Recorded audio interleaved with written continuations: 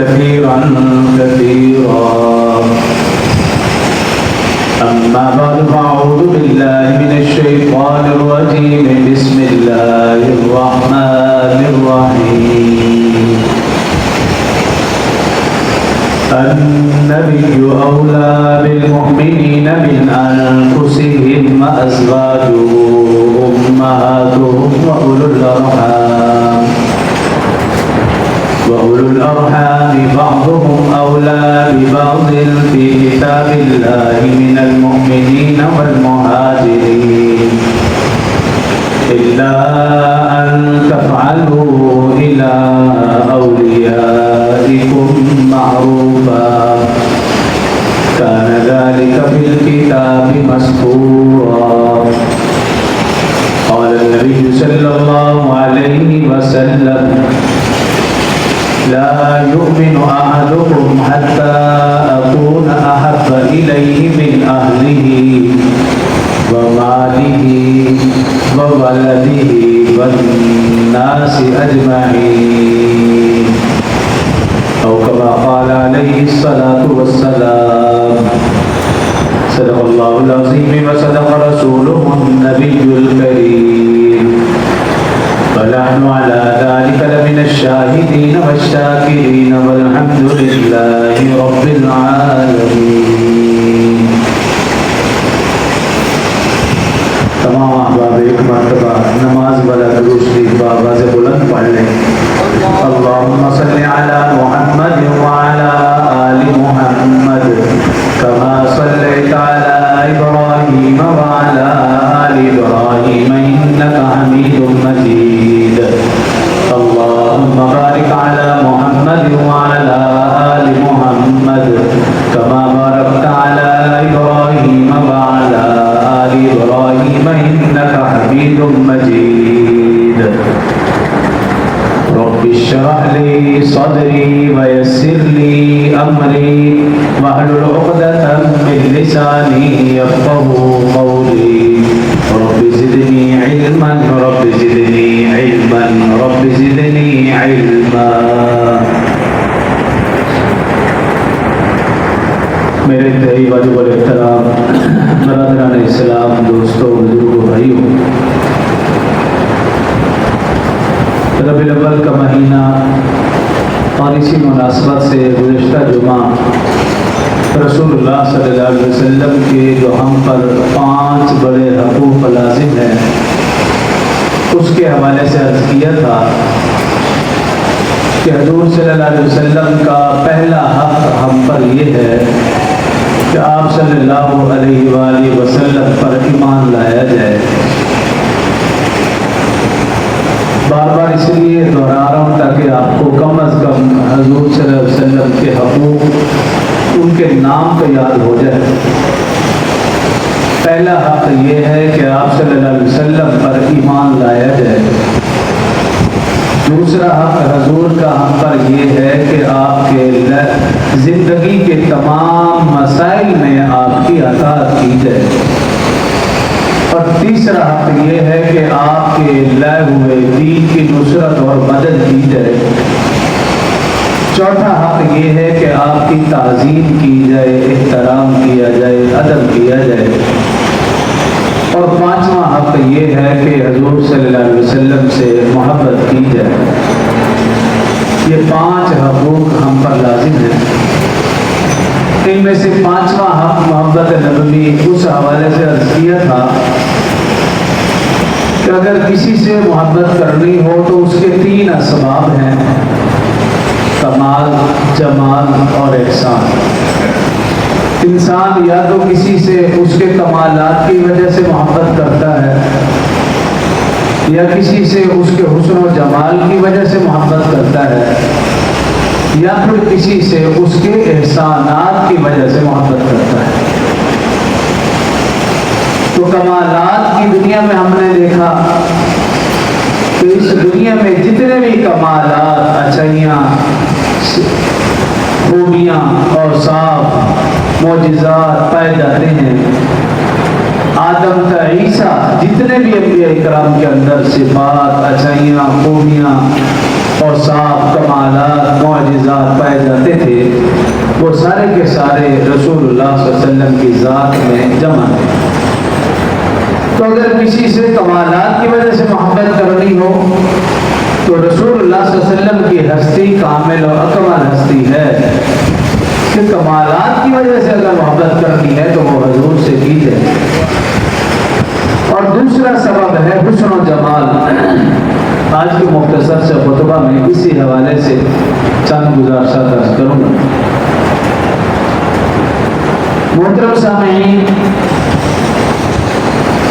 حسن و جمال اگرچہ یہ محبت کا حقیقی اور غیبی معیار نہیں ہے، تاہم ایسے افراد کی کمی بھی نہیں ہے جو حسن و جمال سے متاثر اور مرحوم نہ ہوتے ہوں، لیکن اہل سنت والجماعت کا عقیدہ یہ ہے کہ خدا کا ہر پیغمبر خوبصورت بھی اور خوب سیرت بھی، کسی بھی پیغمبر میں نہ تو کوئی اخلاقی عیب تھا، نہ ہی کوئی ظاہری عیب تھا، نہ کوئی باطنی عیب تھا۔ یہ اہل سنت والجماعت کا عقیدہ ہے کہ خدا کا ہر پیغمبر خوبصورت بھی اور خوب سیرت بھی، تاکہ کسی بھی مخالف کو نہ تو کسی پیغمبر کے اخلاقی عیب کی طرف انگلی اٹھانے کی جرت ہو، نہ ہی ظاہری عیب پر انگلی اٹھانے کی جرت ہو۔ یہی وجہ ہے کہ اگر کبھی نعوذ باللہ خدا کے کسی پیغمبر پر کسی نے کوئی عیب لگایا، الزام لگایا، یا کسی پیغمبر کے گھر والوں پر، والدین پر، اہل بیت پر کسی نے الزام لگایا تو اللہ پاک نے فوراً اس کی صفائی کا بھی انتظام فرمایا، کیونکہ جو شخص کسی بھی پیغمبر پر عیب لگاتا ہے حقیقت میں وہ اللہ پر عیب ہے، جو پیغمبر کے اہل بیت پر عیب لگاتا ہے، الزام لگاتا ہے، حقیقت میں وہ پیغمبر پر الزام ہے۔ قرآن پاک سورہ احزاب اس کا آخری رکوع اللہ فرمانے یا ایھا الذین آمنوا لا تکونوا کالذین آذوا موسیٰ،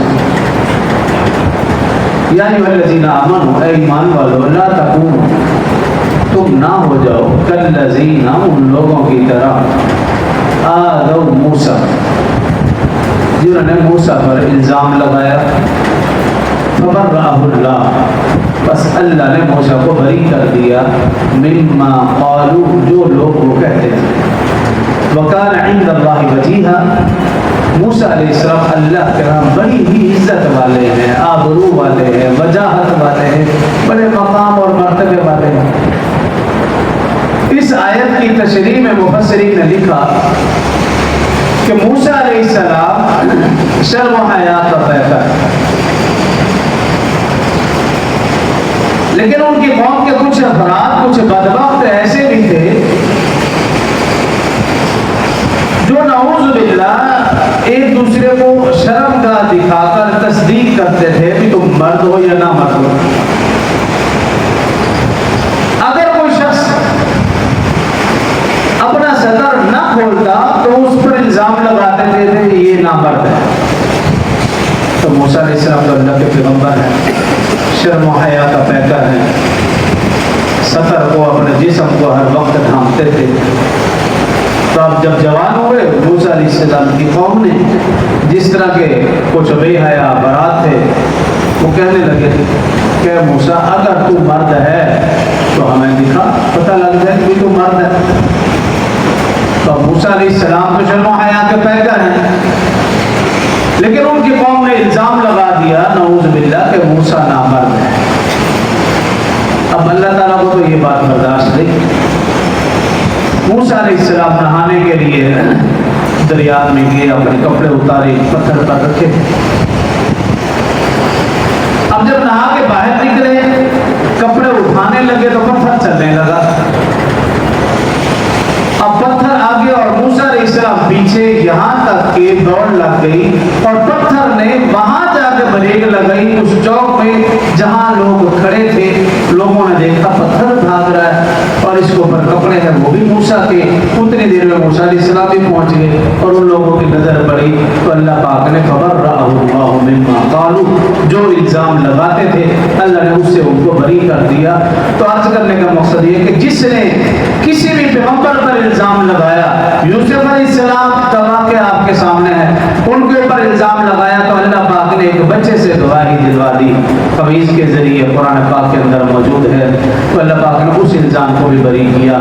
इसी तरह हजरत ईसा अलैहिस्सलाम की वालदा के ऊपर अगर इल्जाम लगाया उनकी कौम ने, सूरह मरियम पूरी की पूरी इस हवाले से है, तो अल्लाह पाक ने उस खातून की गवाही, माँ की गवाही बेटे से दिलवा दी। क़ाल इन्नी अब्दुल्लाह आतानियल किताब वजअलनी नबिय्या, मैं तो अल्लाह का बंदा हूँ, मुझे किताब भी दी गई है और मुझे नबी भी बना दिया गया। इसी तरह रसूलुल्लाह सल्लल्लाहु अलैहि वसल्लम की ज़ौजा अम्मा आयशा सिद्दीक़ा रज़ियल्लाहु अन्हा पर जब इल्जाम लगाया मुनाफिकीन ने, तोहमत लगाई मुनाफिकीन ने, तो फिर अल्लाह रब्बुल इज़्ज़त ने रसूलुल्लाह सल्लल्लाहु अलैहि वसल्लम से फरमाया, है मेरे हबीब आप खामोश रहें, अगर आप बोलेंगे तो लोग कहेंगे कि खामन शौहर अपनी बीवी की सफाई दे रहा है, आपने खामोश रहना है। तो रसूलुल्लाह सल्लल्लाहु अलैहि वसल्लम के सफर का इंतहा देखिए, एक महीना तक मुनाफिकीन तरह तरह की बकवासात करते रहे, इल्जाम लगाते रहे, लेकिन रसूलुल्लाह सल्लल्लाहु अलैहि वसल्लम खामोश रहे।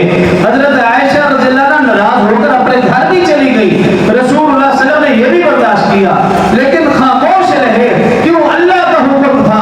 एक महीने के बाद अल्लाह रब्बुल इज़्ज़त ने कुरान पाक का 18वां सिपारा सूरह नूर, उसके अंदर 18 आयात उतार कर अम्मा आयशा सिद्दीक़ा रज़ियल्लाहु अन्हा की पाक दामनी बयान कर दी कि क़यामत तक हर आने वाला मुसलमान जब तक अम्मा आयशा की पाक दामनी को बयान नहीं करेगा वो मुसलमान हो ही नहीं सकता, खुद पाक हो ही नहीं सकता। तो पैगंबर पर इल्जाम लगे या पैगंबर के अहले बैत पर इल्जाम लगे तो ये अल्लाह को बर्दाश्त ही नहीं है। तो आज ये करो, खुदा का हर पैगंबर हसीन, खूबसूरत भी और खूबसीरत भी, ज़ाहिरी ऐब से भी पाक, बातनी ऐब से भी पाक, ताकि किसी भी मुखालिफ को ना तो किसी पैगंबर के अखलाकी ऐब पर उंगली उठाने की जुर्रत हो, ना ही ज़ाहिरी ऐब पर उंगली उठाने की जुर्रत हो। खुदा का हर पैगंबर हसीन, खूबसूरत, खूबसीरत, ये अहले सुन्नत वल जमात का मुत्तफ़िक़ा अक़ीदा है। और आप देख लीजिए कि जो रसूलुल्लाह सल्लल्लाहु अलैहि वसल्लम की रहलत के बाद, विसाल के बाद, वफात के बाद, पर्दा फरमाने के बाद जो झूठे नबी आए हैं उनमें से कोई भी खूबसूरत और खूबसीरत नहीं था।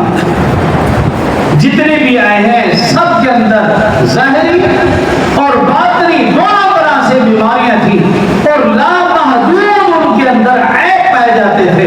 हाँ, कुछ लोगों को नजर आ जाते थे और कुछ को नजर नहीं आते थे। मिसाल के तौर पर बड़े शरीफ पाक हिंद का जो सबसे बड़ा फितना मिर्जा कादियानी, वो मर्दूद एक आंख से ही काना था, उसका ज़ाहिरी ऐब ही काफ़ी है, दिमागी ऐब अपनी जगह है, वो तो बेशुमार बातें हैं, उसकी तरफ जाना नहीं चाहता। तो खैर, खुदा का हर पैगंबर हसीन। अब मैं इसी इंतज़ार में था कि 2-4 लोग इकट्ठे हो जाएं तो अपना जो मौजू है उसकी तरफ हो। तो मोहब्बत का दूसरा सबब कौन सा है? इतनी जल्दी बोल। मोहब्बत का दूसरा सबब हुस्न व जमाल। पहला सबब कमाल, कमालात की दुनिया में देखा तो आका से बढ़कर कोई। हुस्न व जमाल में अब हम देखेंगे सहाबा इकराम और गैर मुस्लिमों के अखबार। अब्दुल्ला बिन सलाम यहूदियों के बहुत बड़े आलिम, यहूदियों ने अब्दुल्ला बिन सलाम को अपना कासिद बनाया, सफीर बनाया, अपनी तरफ से रहबर और रहनुमा पेशवा बनाया। जाओ जाकर हमारी तरफ से इस मोहम्मद नामी शख्स से मुबासा करो, मुनाजरा करो, मुबादला करो, बहस मुबासा झगड़ा करो और जीत कर आओ, उसे हरा कर आओ। جا کر ذرا ان سے بحث تو کرو وہ کس بنا پر اپنے آپ کو آخری نبی کہتا ہے۔ عبداللہ بن سلام یہودیوں کے بہت بڑے عالم آقا کے پاس آئے، فرماتے ہیں میں نے جیسے ہی آقا کو دیکھا تو پھر دیکھتا ہی رہ گیا۔ عبداللہ بن سلام آیا تھا ہرانے کے لیے، خود ہارا، آقا کے قدموں میں بیٹھا، غلام بنا۔ فرماتے ہیں خدا کی قسم یہ اتنا خوبصورت چہرہ کسی جھوٹے کا ہو ہی نہیں سکتا۔ کلمہ پڑھا مسلمان ہو گئے۔ یہ عبداللہ بن سلام یہودیوں کا بڑا عالم۔ قریش جمع ہوئے، فیصلہ کیا کہ کسی کو اپنی طرف سے پیغمبر قاصد سفیر بنا کر بھیجے، جا کر حضور سے بحث و مباحثہ کرے۔ ابو رافع کا انتخاب ہوا۔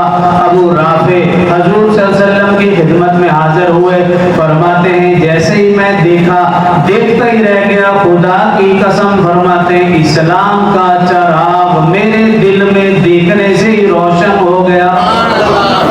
کلمہ پڑھا مسلمان ہو گئے۔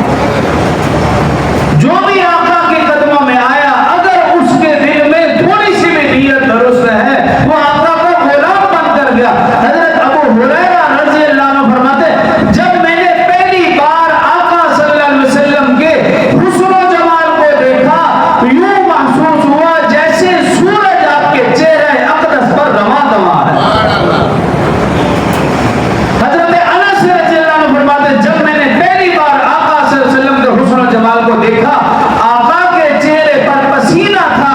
فرماتے ہیں آقا کے چہرے پر پسینہ یوں محسوس ہو رہا تھا جیسے موتی آقا کے چہرے پہ چمک رہا ہو۔ حضرت علی المرتضی رضی اللہ عنہ فرماتے ہیں حسن و جمال کو دیکھ کر فرماتے ہیں جو شخص آپ کو دور سے دیکھتا ہیبت زدہ ہو جاتا، اس کے دل میں آپ کا رونا بیٹھ جاتا، وہ متاثر ہوتا، لیکن جب قریب آتا آقا کا دیوانہ اور شیدا ہو جایا کرتا۔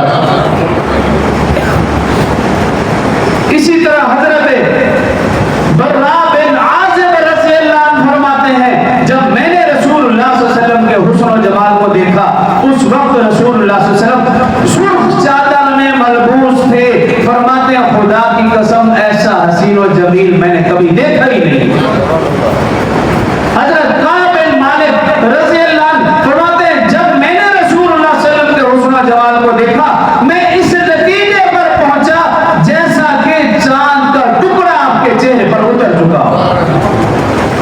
تو ہر صحابی کی اپنی ایک رائے ہے۔ حضرت جابر رضی اللہ عنہ ان کے پاس آئے کچھ لوگ اور انہوں نے سوال کیا آقا کو دیکھا نہیں؟ اپنے اپنے انداز میں پوچھ رہے، ایک نے پوچھا اے جابر بتائیے کیا رسول اللہ صلی اللہ علیہ وسلم کا چہرہ وہ تلوار جو سب سے زیادہ چمکتی ہو کیا اس تلوار جیسا چمکیلا؟ فرمایا لا بل کان مثل الشمس والقمر۔ فرمایا نہیں حضور صلی اللہ علیہ وسلم کا چہرہ تلوار جیسا نہیں بلکہ آفتاب و مہتاب جیسا خوبصورت حسین و جمیل اور چمکیلا تھا۔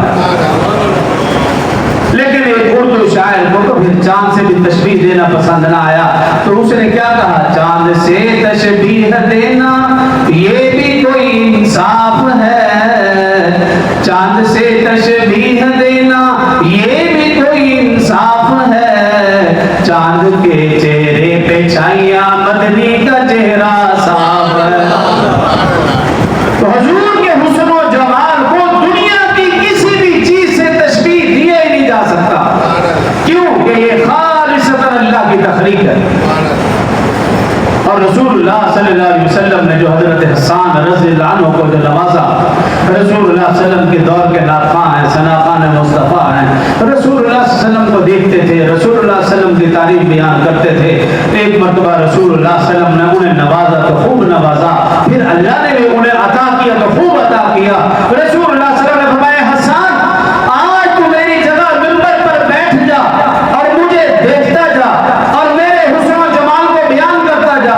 حضرت حسان رضی اللہ عنہ منبر پر تشریف فرما ہوئے، رسول اللہ صلی اللہ علیہ وسلم سامنے جلوہ گر ہیں، رسول اللہ صلی اللہ علیہ وسلم کے حسن و جمال کو دیکھا، اللہ نے پھر انہیں وہ اشعار عطا فرمائے قیامت تک اس جیسے اشعار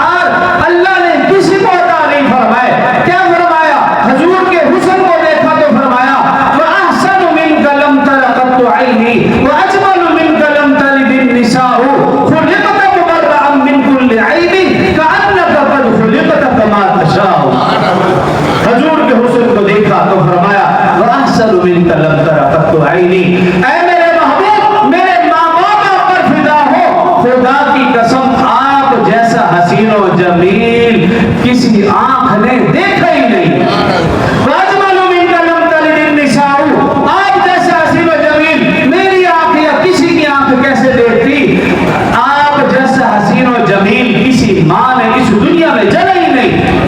خلقت مبرأ من کل عیب, اللہ نے آپ کو ہر عیب سے پاک کیا. کأنک قد خلقت کما تشاء, گویا کہ آپ کو ایسے پیدا کیا گیا جیسا کہ اللہ اور آپ چاہتے تھے ویسے آپ کی پیدائش ہوئی. تو یہ حضرت حسان رضی اللہ, رسول اللہ صلی اللہ علیہ وسلم کی ولادت باسعادت ہوئی. آقا کو دیکھنے کے لیے لوگ جمع ہو گئے, کنبہ, قبیلہ, برادری, رشتہ دار, دوست احباب سب جمع ہو گئے, اور ہر ایک اپنے اپنے انداز میں لگا ہوا. کوئی کہہ رہا کہ آج تک میں نے جتنے بھی بچے دیکھے ہیں اس جیسا حسین و جمیل نہیں دیکھا. کسی نے کہا کہ اس محلے میں جتنے بھی بچے پیدا ہوئے میں نے سب دیکھے ہیں, اس جیسا حسین و جمیل نہیں. کسی نے کہا مکہ میں جتنے بچے پیدا ہوئے اس جیسا حسین و جمیل میں نے نہیں دیکھا. کسی نے کہا عرب میں جتنے بچے پیدا ہوئے اس جیسا حسین و جمیل میں نے بھی نہیں دیکھا. کسی نے کہا تم عرب کی بات کرتے ہو, میں عجم میں بھی گھوما ہوں, اس جیسا حسین و جمیل بچہ میں نے بھی نہیں دیکھا. لیکن ایک شاعر کہتا ہے جبرائیل امین علیہ السلام میں اتر ہے اور انہوں نے جب یہ منظر دیکھا کہ کوئی کہہ رہا ہے کہ محلے میں ایسا حسین و جمیل نہیں دیکھا, کوئی کہہ رہا مکہ میں ایسا حسین و جمیل نہیں دیکھا, عرب میں ایسا حسین و جمیل نہیں دیکھا, عجم میں ایسا حسین و جمیل نہیں دیکھا. وہ فارسی کا شاعر کیا کہتا ہے, یار قربان دیدام, لیکن تو چیزیں دی گلی کہ حضرت جبریل امین علیہ السلام نے کہا ہوگا اے مکہ والو, اے عرب و عجم کے حسن و جمال کو دیکھنے والو, مجھ سے پوچھو, میں جبرائیل ہوں, میں دنیا کا کونا کونا پھرا ہوں, میں نے مشرق و مغرب کی سیاحت کی ہے, میں نے ایسے بھی لوگ دیکھے ہیں جن کے حسن و جمال کی بتوں کی طرح پوجا ہوتی ہے. مجھ سے تو پوچھو, خدا کی قسم ایسا حسین و جمیل میں نے بھی نہیں دیکھا. یہ تو چیز کچھ اور ہے. رخ مصطفیٰ ہے وہ آئینہ کہ ایسا دوسرا آئینہ, رخ مصطفیٰ ہے وہ آئینہ کہ ایسا دوسرا آئینہ, نہ کسی کی بزم خیال میں نہ نگاہ آئینہ ساز میں. تو حضور صلی اللہ علیہ وسلم کے حسن و جمال قرآن بیان کرتا ہے, حدیث بیان کرتی ہیں, امام مفسرین محدثین محققین نے بیان کیا. کہا جاتا ہے کہ یوسف علیہ السلام بڑے ہی خوبصورت تھے, حسین و جمیل تھے. بازاری عورتوں نے یوسف علیہ السلام کے حسن کو دیکھا, اپنی انگلیاں کٹوا دی. میں کہتا ہوں جن مردوں نے آقا کے حسن و جمال کو دیکھا انہوں نے اپنی گردنیں کٹوا دی. یوسف علیہ السلام بڑے حسین تھے, بے شک حسین تھے, لیکن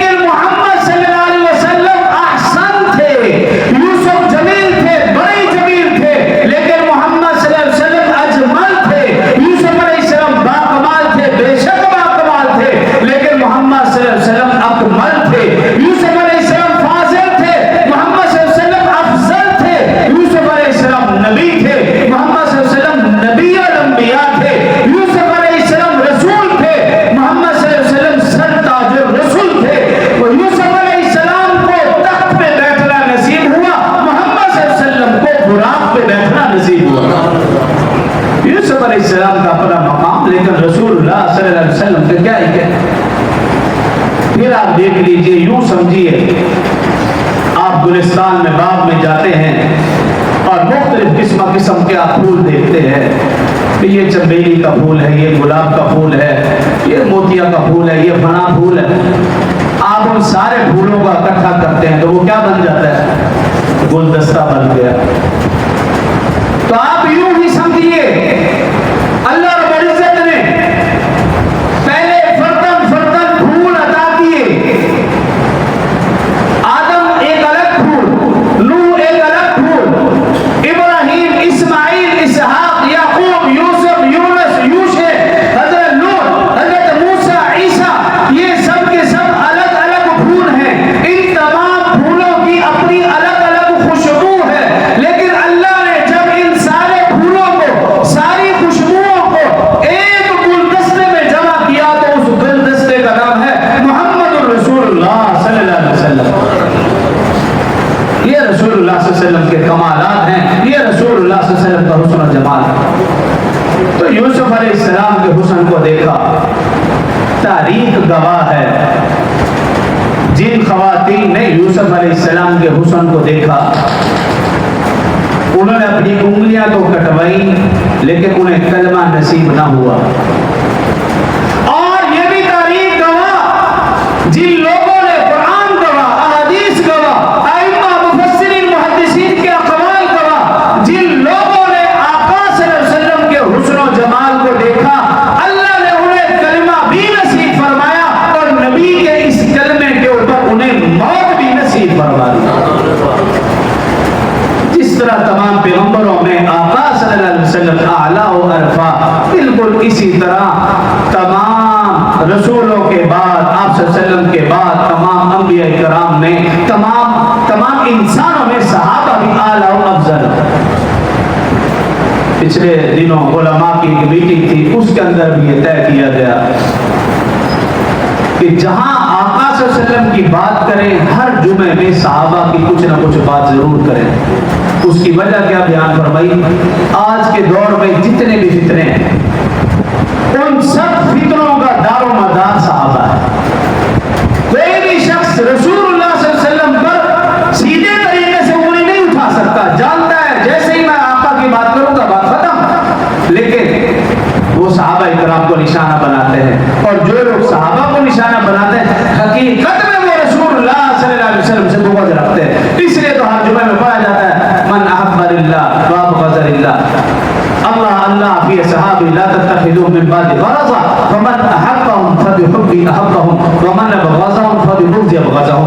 आका सल्लल्लाहु अलैहि वसल्लम ने फरमाया, जिसने मुझसे मोहब्बत की, सहाबा से मोहब्बत की, गोया मुझसे मोहब्बत की, जिसने सहाबा से बुग़्ज़ रखा, गोया उसने मुझसे बुग़्ज़ रखा।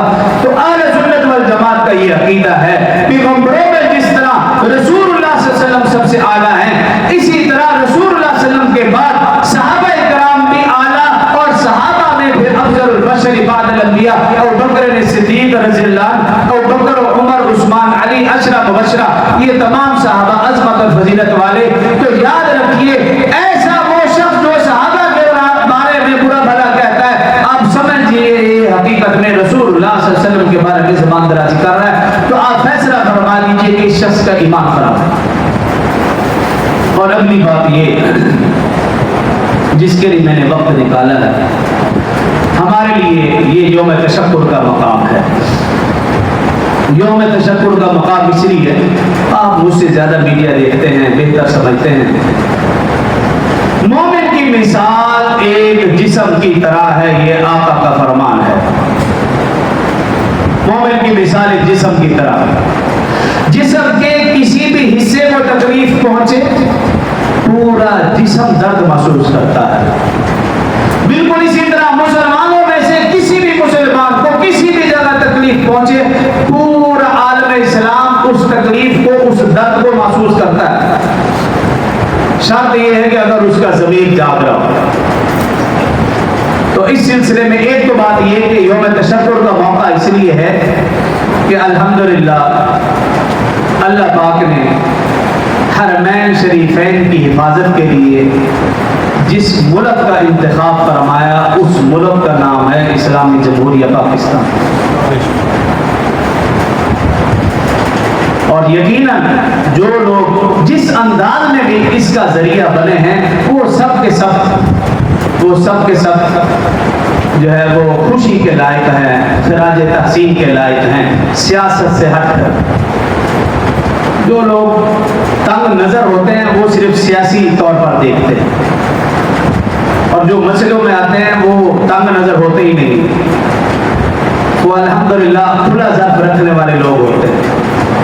तो सियासत से हटकर सिर्फ हमने ये देखना है कि अल्लाह पाक ने इस मुल्क को कितना बड़ा एजाज, इनाम, इकराम अता फरमाया कि मक्का मदीना की हिफाजत के लिए जिस मुल्क का, जिन लोगों का इंतखाब किया, वो मुल्क पाकिस्तान है। और यकीन कीजिए, इसमें सबसे ज्यादा मेहनत उलमा की है, जिन्होंने इस मुल्क को इस नहज पे पहुंचाया कि मक्का मदीना वाले ये यकीन कर लें, हरमैन शरीफैन की हिफाजत अगर कोई मुल्क, अगर कोई फौज कर सकती है, तो वो मुल्क पाकिस्तान की फौज कर सकती है। और कल परसों आपने खबरों में सुना। तो आज करने का मकसद ये है कि इस हवाले से एक तो हमने शुक्र के तौर पर हर नमाजी 2-2 नफल लाज़मी पढ़े। اور یہ جو معاہدہ ہوا اللہ اس کو پائے تکمیل تک پہنچائے، آمین کہتے۔ اور دوسرا یہ کہ آپ کو یہ بھی معلوم ہوگا غزہ کی جو صورتحال ہے اس حوالے سے پورے جتنے بھی اسلامی ممالک ہیں ان کا ایک قافلہ کشتیوں کے ذریعے غزہ کی طرف رواں دواں ہے، تو ہم کچھ نہیں کر سکتے تو کم از کم ان کے لیے ہم دعا تو کریں کہ اللہ انہیں صحیح سلامت باحفاظت ان غزہ کے مسلمان بچے بچیوں خواتین تک پہنچا دے جو بھوک پیاس سے مر رہے ہیں اور جن کی نسل کشی ہو رہی ہے وہ نسل کشی سے بچ جائیں۔ کم از کم نمبر ایک ہم ان کے لیے دعا کریں تمام۔ نمبر دو یہ کہ وہ یہودی جو ہمارے ہی پیسوں سے گولیاں خرید کر ان کے اوپر برسا رہے ہیں، تو ان یہودی کی بنی ہوئی جو بھی مصنوعات ہیں ہم ان سے اپنے آپ کو بچائیں۔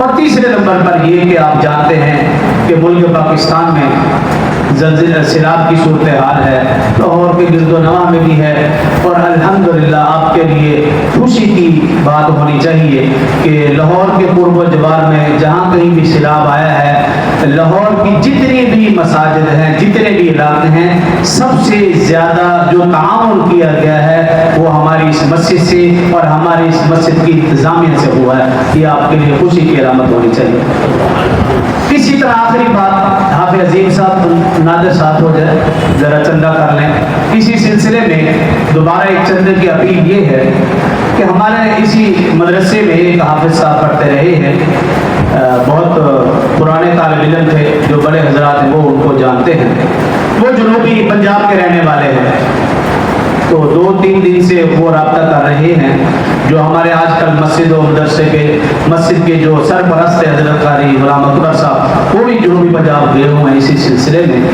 تو وہاں پر جو ہمارے وہ حافظ صاحب یہاں پڑھتے رہے طالب علم، ان کے ہاں بھی سیلاب کی کیفیت بنی اور ان کا پورا گھر مال وغیرہ وہ ڈوب گئے، تو انہوں نے خصوصی اپیل کی ہے، ظاہر ہے کہ ان کا تعلق یہاں سے تھا، اسی مدرسے سے تھا، یہاں پر وہ پڑھے ہیں تو پرانے لوگ جانتے ہیں، تو اس وجہ سے ایک تو یہ ہے کہ یہ بھی آپ، دوسرا یہ ہے اوپر بھی آپ ذرا چکر لگا رہے اور نماز کے بعد نادر آپ دروازے پر بھی کھڑے ہوئے عرض کرنے کا مقصد ہے مسلمان ایک جسم کی طرح ہیں، مسلمان وہ ہے کہ جب کہیں بھی مسلمان کو تکلیف محسوس ہو وہ تکلیف اور وہ درد محسوس کرتا ہے، میں نے کہا شرط یہ ہے کہ اس کا ضمیر جاگ رہا ہو۔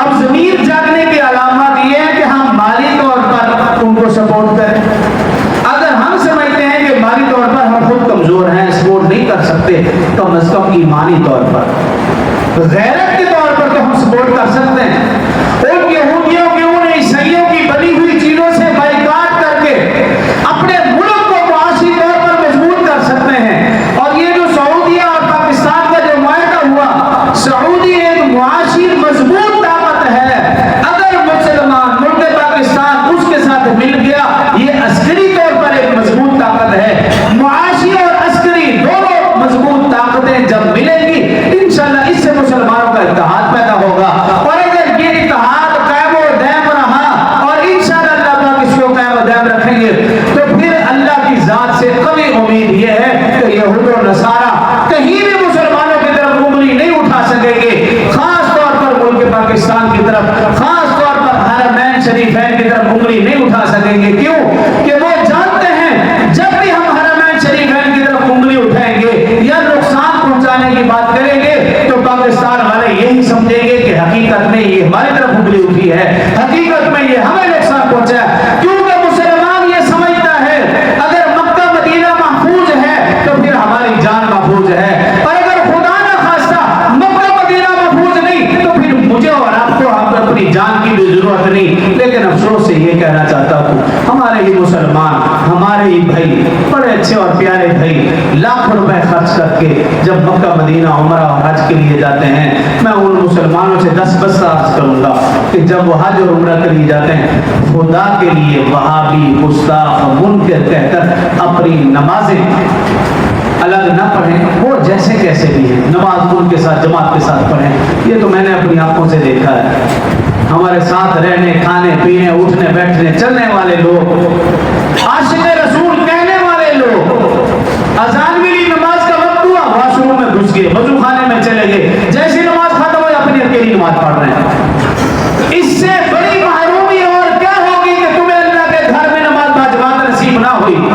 اس سے بڑی محرومی اور کیا ہوگی کہ تمہیں مدینہ میں روضۃ الرسول میں آقا کے قرب و جمال میں تمہیں نماز باجماعت نصیب نہ ہوئی. ایسے لوگوں کو بھی اپنی ایمان کی فکر کرنی چاہیے. جو کہا سنا اللہ سمجھنے اور عمل کی توفیق دے. وآخر دعوانا الحمدللہ. تمام اب آپ سے درخواست ہے کہ